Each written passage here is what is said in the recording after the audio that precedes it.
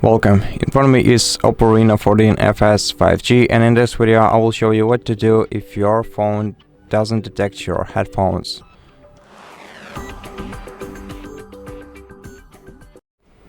Begin by testing your headphones. For example, I have this pair of Soundcore headphones. Just try to connect them to another device and ensure that they are working themselves, and then try reconnecting them to this phone. In such case, using Bluetooth connection. So go to Bluetooth, turn it on, then put your device into pairing mode, your headphones into pairing mode, and select the headphones from the list of available devices you can see right here.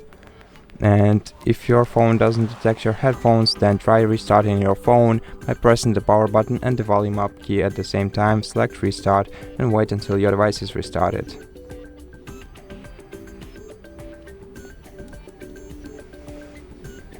Once your device is restarted, go back to settings, Bluetooth settings. Then check if your device appears on the list and try to reconnect into it.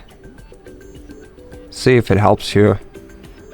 Okay, as you can see in my case, it works well.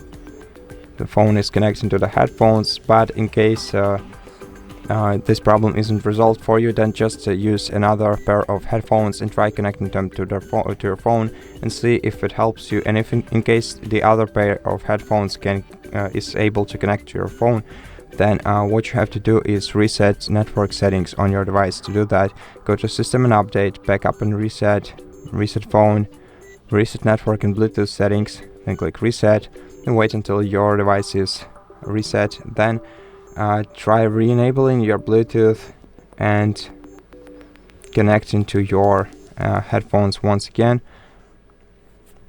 At this point, the problem should be resolved. So now, to make sure that it doesn't appear on your phone, you can update the software version to the latest one. But first of all, go to Wi-Fi settings, select the Wi-Fi to connect to in order to have the internet connection on your phone.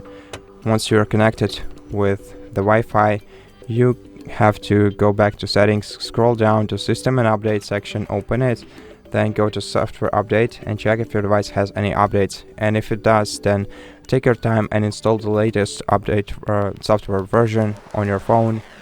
And after that, the problem will hopefully no longer appear on your device. And that's how you solve this issue. I hope that this video helped you, and if it did, please consider subscribing to our channel, leave us a like and a comment below, and I'll see you in the next one.